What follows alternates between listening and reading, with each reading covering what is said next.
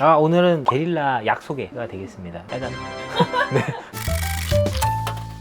제가 오늘 가지고 온 약은 전문의약품과 일반의약품 두 가지가 있어요. 근데 얘네는 기미 치료에 사용되는 약이에요. 한국인들, 여성분들이 정말 많이 고민하시는 기미, 색소 질환 치료에 사용되는 약인데 똑같은 성분이지만 함량의 차이 때문에 처방전이 필요한 전문의약품이 있고 처방전 없이도 심지어 홈쇼핑에서도 판매할 수 있는 일반의약품이 있어요. 그래서 요거에 대해서 소개를 드리고자 합니다. 요게 도란사민이라 부르는 전문의약품, 요게 트란시노정이라는 일반의약품이 있는데 얘네는 성분이 같아요. 트라넥삼산이라는 성분으로 돼 있어요. 트란세믹 애시드, 트라넥삼산이라 부르는데 이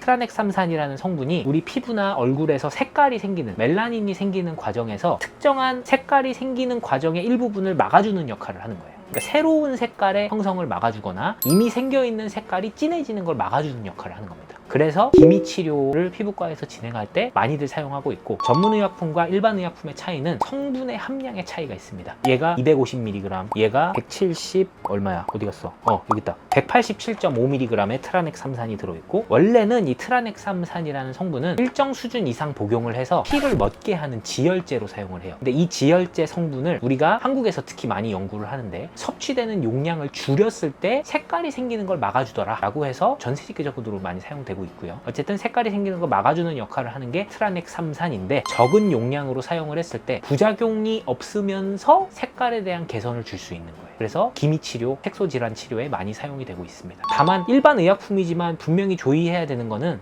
원래 트라넥삼산이라는 성분은 일정 수준 이상으로 복용을 하면 지혈제라고 했잖아요. 그러니까 어떤 혈관 질환이 있는 가족력이 있거나 과거력이 있다면 사용을 그렇게 추천드리진 않아요. 뇌출혈, 뇌졸중, 아니면은 피가 떡이 져서 뭉치는 그런 질환, 질병을 내 가족이나 내가 겪어본 적이 있다라고 하면은 이 방법을 추천드리진 않죠. 지혈제 역할을 하는 것보다 용량을 거의 한 6분의 1 정도 줄여서 쓰지만 그래도 얘는 지혈제니까. 그리고 또 하나 중요한 거는 뭐냐면, 여성 호르몬 제제를 꾸준하게 복용하고 있는 분들, 내가 가끔 피임약을 먹어야 돼, 이게 아니라 나는 에스트로겐이라는 여성 호르몬을 꾸준히 먹어야 되는 사람이다 라고 하면은 이 성분도 주의할 필요가 있는데, 왜 그러냐면 에스트로겐도 피가 뭉치는 성질이 있고요, 이 도란사민도 피를 멎게 하는 역할을 할 수 있잖아요. 이 둘이 만나면 피가 더 잘 뭉칠 수 있겠죠. 피떡이 더 잘 생길 수 있어요. 혈전이 더 잘 생길 수 있는 거예요. 그래서 혈관 질환의 가족력이나 과거력이 있다든지, 여성 호르몬 제제를 계속 먹고 있다, 아니면은 아스피린을 나는 계속 먹고 있다, 뭐 이런 혈관과 관련된 또는 뭐 피떡과 관련된 특정한 컨디션에 놓여 있는 사람이라면 반드시 진료 후에 복용을 하시는 게 좋습니다. 도란사민이든